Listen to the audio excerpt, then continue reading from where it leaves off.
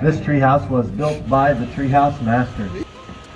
If you've never seen that show, they build their tree houses about a group of people or an area that they build them for. This particular one was built after the Ozark Mountains. There's a spiral staircase that leads from the first floor to the second that has 11 different woods that can be found all over the Ozark Mountains. Each of those steps have a little brass plate that actually tell you what wood you're standing on as you head all the way up. On the back side are 103 birdhouses. I counted them myself. A walkout area where you can go and get your pictures taken right by the falls. If you guys haven't done that yet, you'll actually go through the restaurant, through the museum, and on the back side of the grist mill, you'll see a little door that leads you out. Next up, we're coming to this little crevice in the rock wall where you can see 4 caves up there. In one of those caves, we found an Osage burial bundle with a 35-year-old male and 4 children found in that burial bundle. Little Indian Creek we're rolling along now. It's one of 3 creeks we have here in the park. Hobbs Creek is back behind us towards the overflow parking. And in front of us is Dogwood Creek, which will be rolling along for 3/4 of our journey today. Over on our left, you'll see our first of our dams here in the park. We call these dams weirs. A weir is where the water pools up behind the dam and eventually spills out over the top. This creates this super oxygenated environment for our rainbow trout. We are able to stock our rainbow trout here in the waters because of our 32 springs here in the park.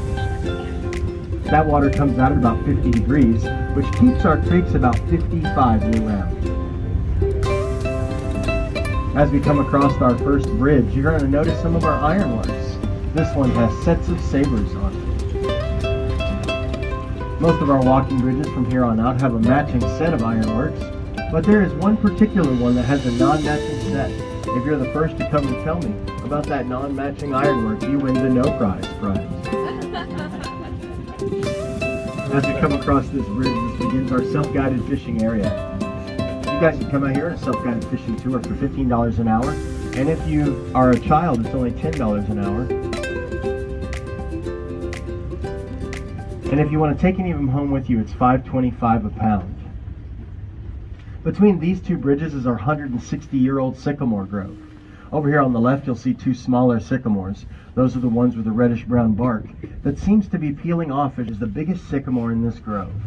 His estimated age is 150 years old.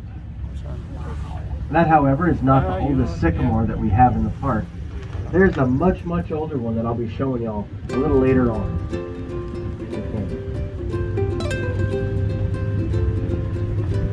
It was built by Daniel Schwartz and his construction crew. That was comprised mainly out of Amish workers. The Amish that worked on the bridge didn't use any power tools in the building of the bridge. On the first 2 uprights, you're going to see some pictures of these Amish men working on the bridge. Some more pictures of these Amish gentlemen finishing up their work on the bridge. Mr. Schwartz was nice enough to leave us some of these tools over here on the right in the tool chest. That would be used for...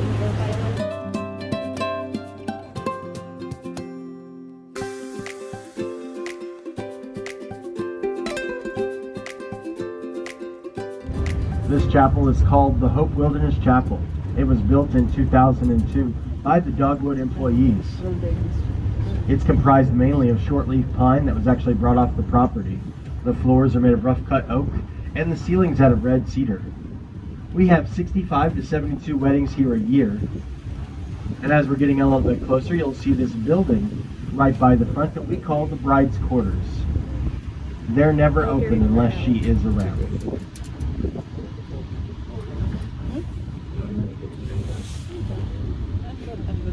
This will be our first stop of the tour. And if you guys need a cue to head back here to the tram, just watch for me to head back this way. And that'll be your cue to do the same. Have you guys go into the chapel and sit in the... This isn't for this. Next, I leave the window.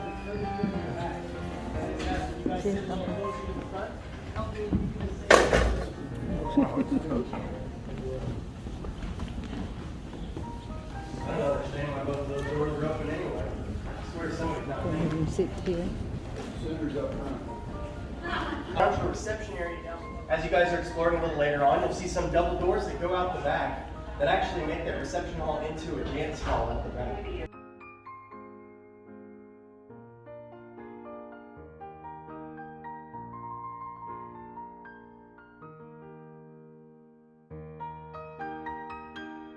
It's not part of my speech, but something I talk about anyway, are these full width and length poles. You have one that runs the width of the building here, one directly outside, 3 back by the exit door, and then above and below these windows on each side are these full length poles that run the length of the building, minus the space out back. Well, this is y'all's time to go have some fun, explore. If you decide to sit in here in the warmth, I'm not going to blame you. I understand where you're coming from.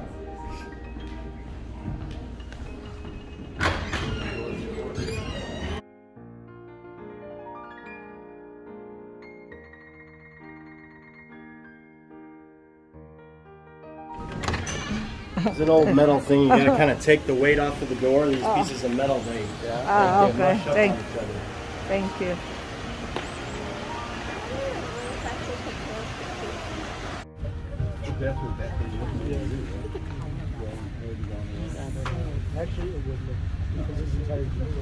Here we go. Earlier I talked to you guys about us rolling along Little Indian Creek, and this is still Little Indian Creek over to our left. Here in a few moments, once we get up there, that will be our cue that we're going to be pushing away from Little Indian Creek. Once we cross this water crossing, we'll be rolling along Dogwood for the rest of our tour today. As we get up here to the sign, it points off to Little Indian Creek in its natural state. What you guys have been seeing and noticing up until now is our conservation here in the park. All the dirt we've brought in, the grass we keep manicured, even these large stones that you can see on the sides of the creek. But over there, that creek is untouched by human hands, and so as large rains and flooding comes through, it'll change the shape of that creek over time. That's also where we have Little Indian Stables. We have 3 to 4 horse rides a day, and on special days we even have a lunch ride where you can take the horses out, have a little picnic, and then bring the horses back in.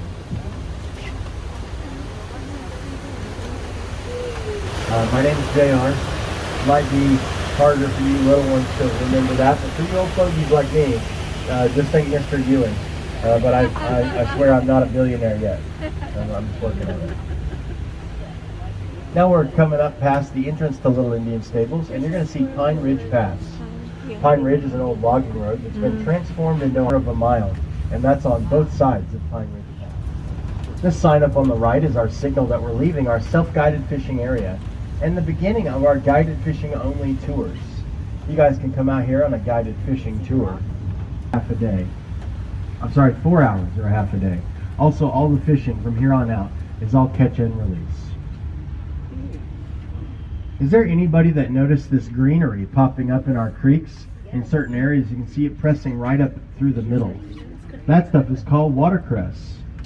Watercress is a peppery green, a lot like arugula, and has an aftertaste of that like a radish. Really good stuff on a salad. Type of limestone that you might be used to seeing. You can see there are trees and foliage growing right off the rock wall. Our maintenance and grounds crew come and trim back just this little window into the wall about 3 to 4 times a year so you can see the beauty of this rock wall. This is just a very minuscule look at these Calcite Bluffs. I'll be showing you guys a much grander look at them a little later on. Earlier I talked to you guys about our weirs here in the park, and we're coming up on one that also doubles as a water crossing. These water crossings, because they are connected to the roadways, often the fish will actually feel the vibrations of our vehicles coming up on this spot and will come up to meet us here in these upper pools. I'm not going to slow down or stop at this one, but my advice is for you guys to get your cameras out because this next water crossing is pretty amazing.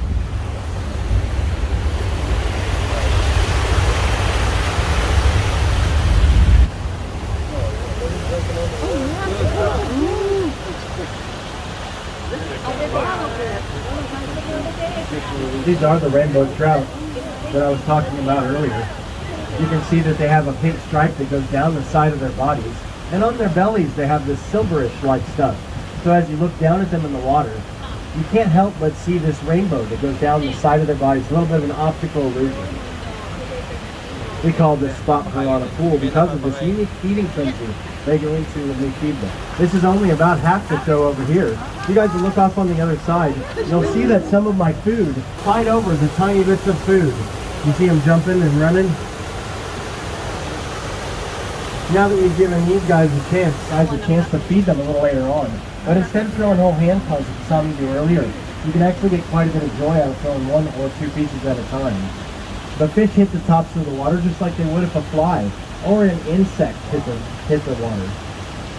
Because that's the kind of stuff they eat. Let's get them going one more time before we take off. Thunder gets its name because of this thunderous sound that you're going to hear that gets louder and louder the closer you get to the falls. This has also become a very popular place for our young men to come and ask that oh so special question.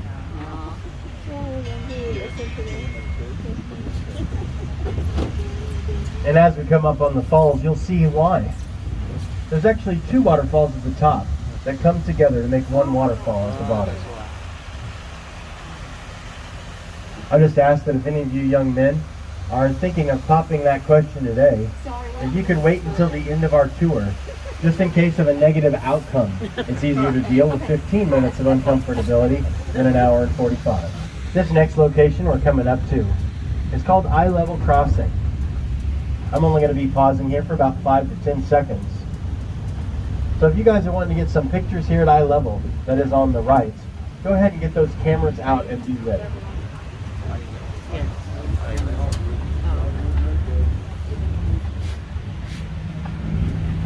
Eye level. Oh yeah.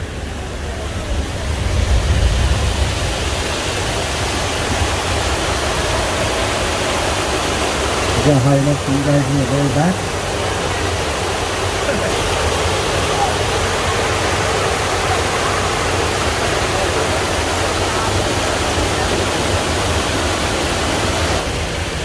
Little springs all over the place, but my favorite is the one you can see coming out of the largest stump there.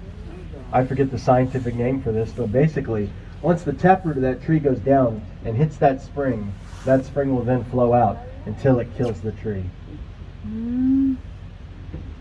I didn't mention it earlier at the chapel, but you could have seen a whole lot of dogwoods all around the chapel and these trees that are my favorite tree in the park called the Redbud Tree.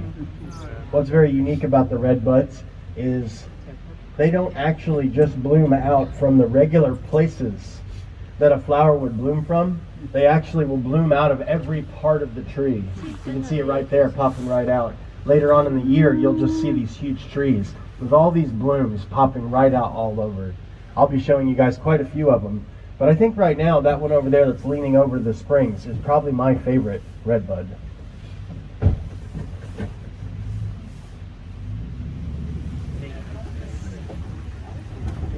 Speaking of unique plants, we're coming up on one right now. If you guys will look all the way to the right, those green sprigs are actually called Scouring Rush. Scouring Rush was used by our settlers to scrub the black stuff off the bottoms of their pots. Right over there on the right side, you should see some little thin sprigs that kind of look like young bamboo. Those are Scouring Rush. They didn't realize at the time why it worked so well, but now we know that Scouring Rush actually contains silica, which is something that can shine just about anything. Chuck Wagon site. The Chuck Wagon is a place where we can host 150 people at a time. The late President George H.W. Bush actually had a meal here at the Chuck Wagon. And on the back side, you can see a stage where we've had quite a few musicians perform over the years. Charlie Daniels sang on that stage. And probably the most famous person that performed here was none other than the Man in Black. I'm a big Johnny Cash fan, but sadly never got to see him in my lifetime. To the back side of Pine Ridge Pass, and this will give you guys a little window, a little view into what this ascent is really like. on a day I haven't had enough exercise, I'll actually have security bring me out here just so I can hike up to the top of that hill. There's a beautiful view up at the top called the High Line, where you can see off over a valley or two. Next up is the Box Canyon Trail. Box Canyon is unique because the bluff walls push up on both sides of you and eventually block you out, and you have to come back out in this direction. You guys have a chance to see a ton of different animals here in the park. You might have already seen some of our crows, or maybe some squirrels. But we have hawks, bald eagles, some turkey buzzards, and even some small rodents, like I think we have chipmunks. Two of the animals you'll see the most up here are a mink and a groundhog. Groundhogs go by about 13 different names in North America. Two of the more popular names that they go by are woodchuck or whistle pig. They get that name whistle pig because they'll make a whistling sound when there's danger approaching, and that causes them all to run into their burrows all at once. We're now coming up in front of one of our larger caves here in the park, and this one is called Power Line Cave. Yes. Where you can see some bars over the mouth of it, and those bars are there to keep the humans out. This is an area that we want to preserve entirely. And there are quite a few creatures and insects that live in there in the caves, but just to give you guys a small spattering of what you could see inside of there, we have salamanders and even some beetles. Our raccoons, being nocturnal creatures, actually use the caving systems as a place to get some much needed rest in the daytime. It's a much more grand look at the Calcite Bluffs. I think these bluffs look so beautiful this time of year because most of the foliage didn't make it through the winter. They look so beautiful all cleaned off like that. When they do have sprigs that sprig up, they'll be mainly trees, and you can tell what type of tree just by the leaf pattern on those trees alone.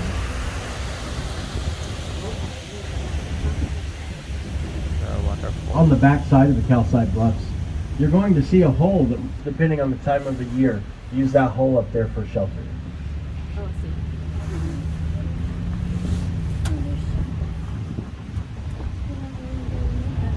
But since then, we put in some rock work, and that was to create a guardrail so no one could fall off of this tall space. If you look over to the left side of the main falls, you'll see a little trickle coming down over by a mossy area. That's one of our 32 springs here in the park. It actually runs down the back side of that rock wall, across the pathway, and eventually spills out over here into the water. We consider this one of the places here in the park because we found the oldest human remains found in the state of Missouri right here at Great Spirit Rock Shelter. They radio dated to 6000 BC. I'm going to make a pause as I'm headed over this ridge for you guys to take some pictures of those two waterfalls at the same time. Once y'all have gotten your pictures in, you're done with pictures. On the right side of the column, down by the face of the water, you'll see the mouth of Kidd's Cave. It goes about 50 feet into that rock wall, and we actually had to explore it with drones.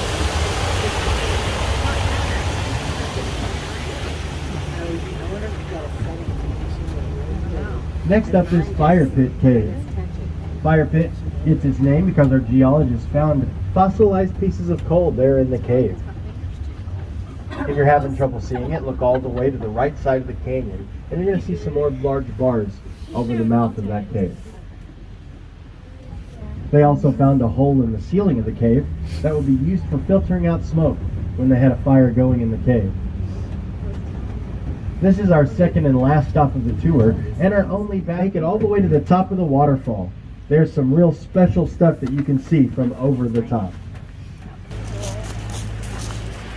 Come on, you guys. The faster we get up and down, the better. Come on, let's go. You never know, it can hail, it can pour. When we get up here right now, this is not that bad. Oh, that's awesome.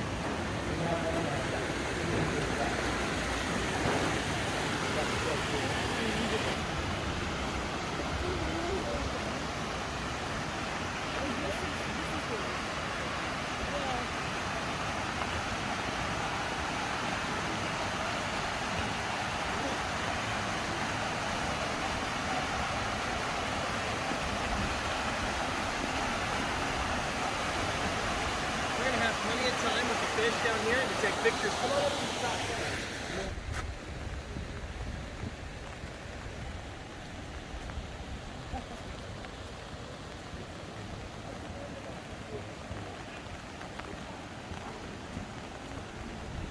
For you guys coming all the way up here, you get to see this amazing thing.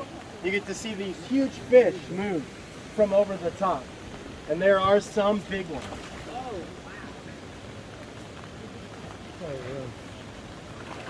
Oh, wow. Did you see that one? Yeah. Oh, wow. They are. Oh, big. my gosh. There they come now. Monsters. Yeah.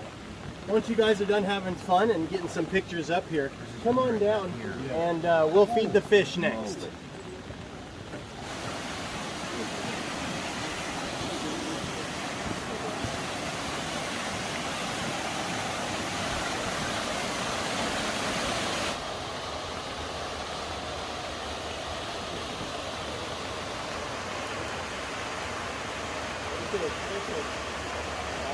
Remember guys, farther out is probably a bad idea. We want them like 1 to 2 more feet. Coming up there right now. There they come. More black on big. He's probably going to see back again.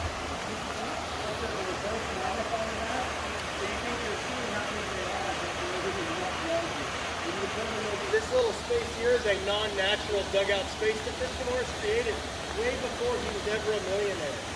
He came out here and built this because one guy doesn't want a place where you can bring your money to catch huge fish.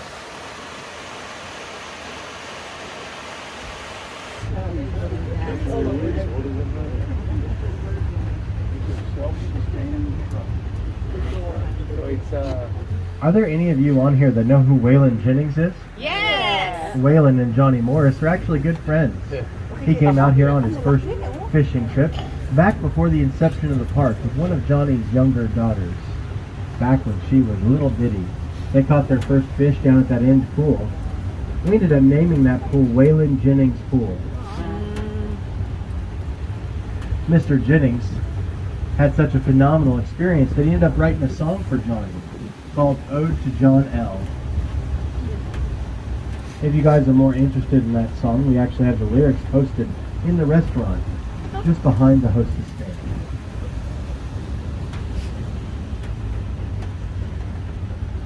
This is that Wayland Jennings pool over here on the right. And on the left, as we go down through this water crossing, is a very popular place for us to bring people on those guided fishing tours. There are a load of rainbow trout over here on the left. Definitely much harder to see them today with all the rain, but you just might see a little shadow here or there.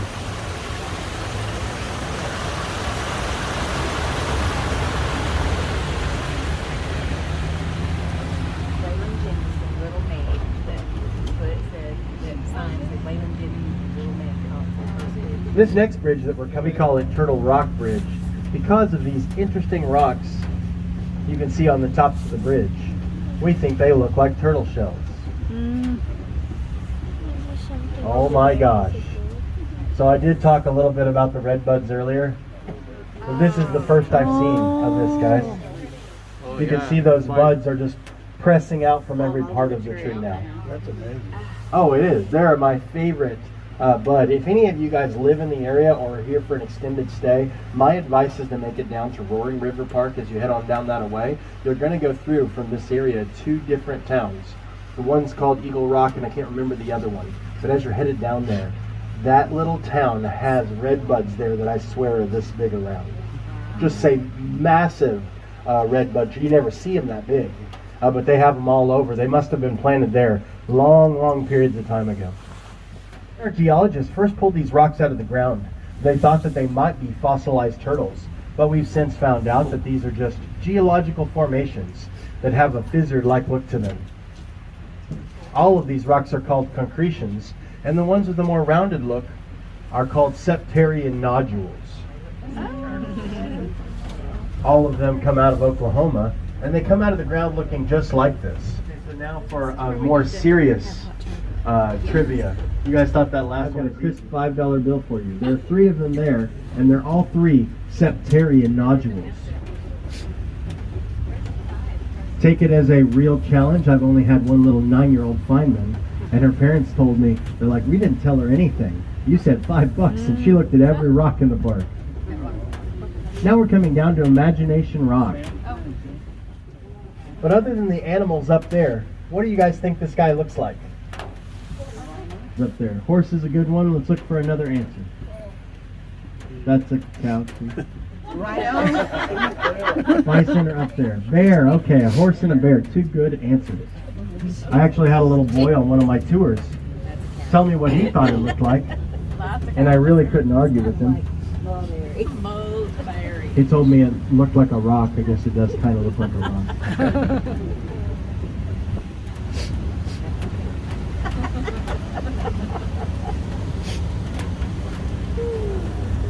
This next spot we're coming up to is called Trophy. When we had the big flood here, it actually took out that Tram bridge, which was originally over there, where you can see the walking and biking bridge.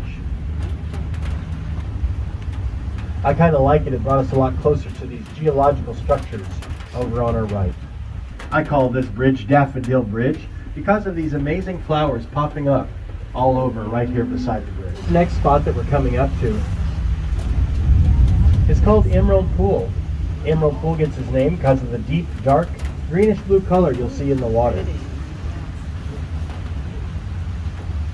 This coloring happens naturally as the water flows down through the limestone. It actually picks up minerals. And that's what you're seeing. You're looking through all of those minerals all at the same time. This is only noticeable in the deeper areas. And this is the deepest natural point in the creek, from where that waterfall runs down to the crest of that rock face. It's over 10 feet deep.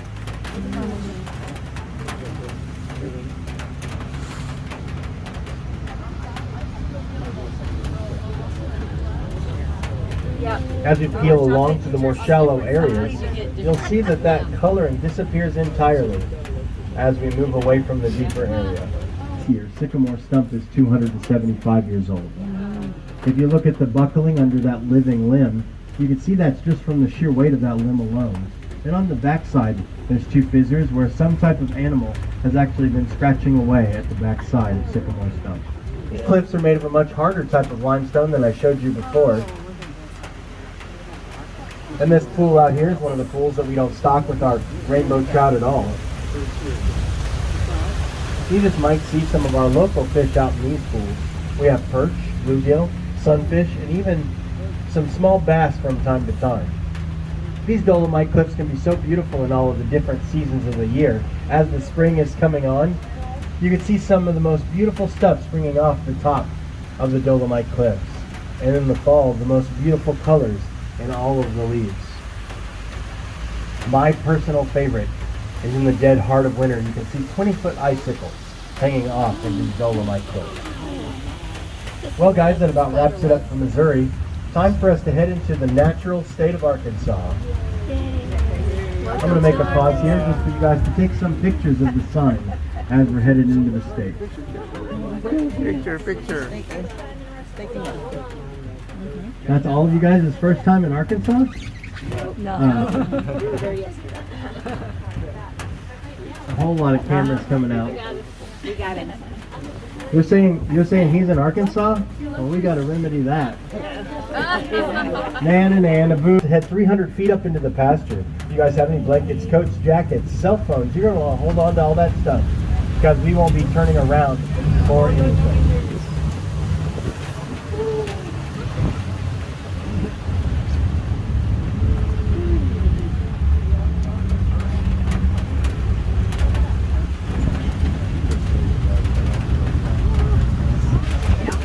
Oh, looks like I'm still messing with you guys.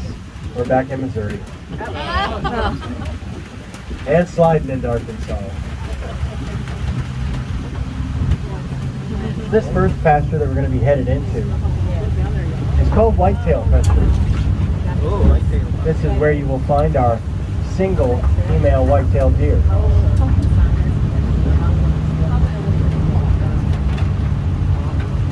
I should give you guys the warning before we head on up here that it will be a lot colder and windier up here in the top of the pasture because of the lack of trees you'll see up here at the top. you'll notice right away these really tall patches of greenery. We're going to do our best to see our female. Keep y'all's heads on a swivel and get a hold of me if you see her.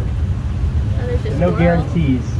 Now that this grass is kind of, or what am I saying, winter wheat is kind of grown up, it makes it much harder to see her. She can hide a lot easier.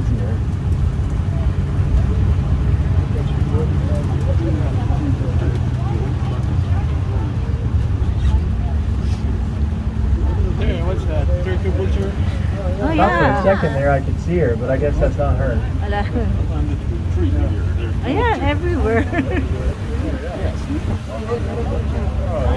I don't think we're going to see her, guys. This doe is actually in here because, by herself, because we had a male in here this winter. He decided to make his way across the cattle gap here at the top. And when he did, he actually hurt his leg on the way across. He did make it back into this pasture, but he died from those injuries sometime in the middle of the year. But it's actually closer to that of cattle. That's the reason we call this the bull herd and that the cow herd over there. These animals eat that grass up. That grass goes down into one stomach. Then they cough that back up into their mouth and they do something called chewing the cud, where they re-chew up all that grass that goes down into a different stomach. We're going to have trouble seeing them do it now because they're all feasting on the grass. But if later on you see some of our females laying down and they just seem to be chewing, that's exactly what they're doing, is they're chewing the cud. By a little bit, it's a little wet, so a little bit harder to feel, but if you can feel on the bottom, you can feel that very interesting and almost sharp feeling where they drop it off. It's a Texas Longhorn first.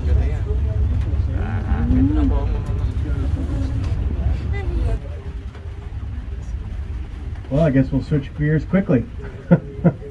The one that you see back there with the darker spots, I've actually named him Pete. Can you see Pete there behind? Yep. And then there's one on the left side that has kind of the same spots. He's behind Ninja. That you can see that has some of the same spots, but they're a little bit lighter in color. I call him Repeat. This guy right here in front that's giving us a good look, I think he's just annoyed that Ninja hopped in there on him. His name is George Strait. George gets his name because his horns are longer and straighter than the other two. They're about 6 feet across from tip to tip. The Native Americans used these bison for everything. They would use them as cups. The tongue was their favorite thing. They would cook it down until it fell apart like the juiciest roast you've ever had. I would love to talk about these guys a little longer, but all I can think about is you poor people sitting in here. I'm out in the rain, but at least I'm moving around and doing something. You guys have to sit.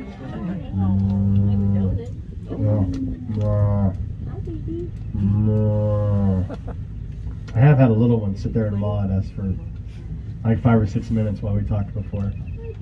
And the Longhorn are looking at us. And this is our show animal.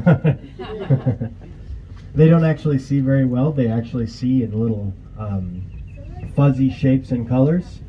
So I probably look just about like every other tram driver that they see up here. Probably don't remember how warm it was down in the bottom of the canyon at this point.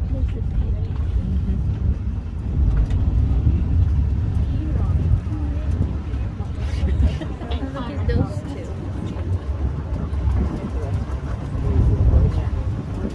Yeah, that's what we're saying.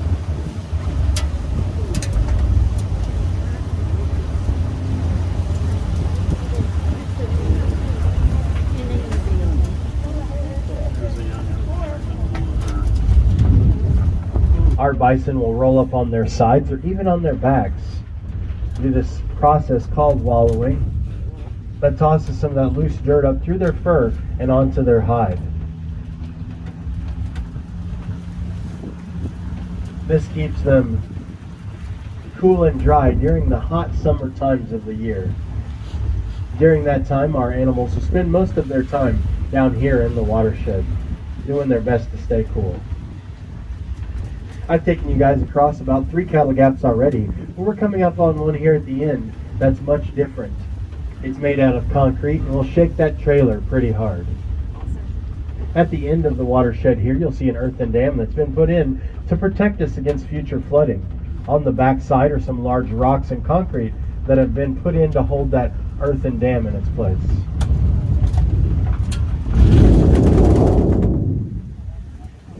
During the Great Flood of 2017, it covered all of these pathways in sediment, earth, and rock. Over here to the left is a great example of what that sediment and rock looked like.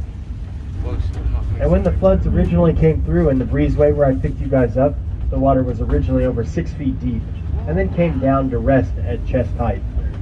Now we're coming down to Wishful Falls. This is where you guys will see our golden rainbow trout. These do have the pink stripe that runs down the side of their bodies and the silver stuff on their belly, just like other rainbow trout. They just have a different pigment everywhere else. These are not albinism, just like our white bison. They are just a different type, a mutation, that can be traced back from one female found in 1955. Because of their whitish or golden appearance, our naturists have told us that some of our predators will come out here and just kind of have a heyday on these easy to farm through in the winter time. Even though they aren't natural to the park, will come through just looking for food. I'm going to make a pause here as we're headed over this bridge so you guys can take a picture of those two waterfalls at the same time. Trappers is a replica of a cabin that Mr. Morris saw in New Mexico. He liked it so much, he had them pack up the windows and doors and ship them here so that they could build this cabin around them in the Ozark Mountains.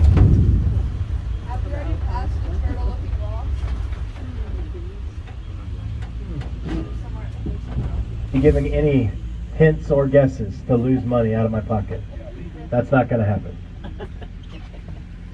Now that we're here in front of Trapper's cabin, you can see the mezzanine or walkout that comes out of the top. That comes out of the main bedroom upstairs. There's a bathroom upstairs and downstairs. Both have ball and claw tubs in them. There are period sinks all over that place. It's like a little mansion inside of a rough-looking cabin. We used to have our fly fishing classes in there. But about 2.5 years ago, when the COVID epidemic got really bad, and nobody wanted to be in enclosed spaces together, we closed down those classes and just haven't opened them back up yet.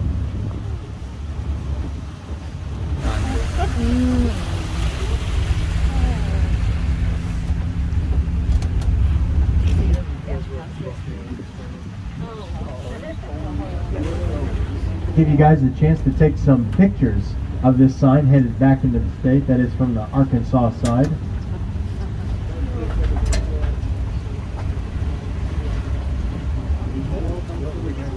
Just like before.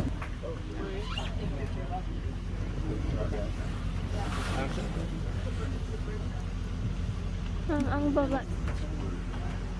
I-crop mo na lang later. Oh, Still see.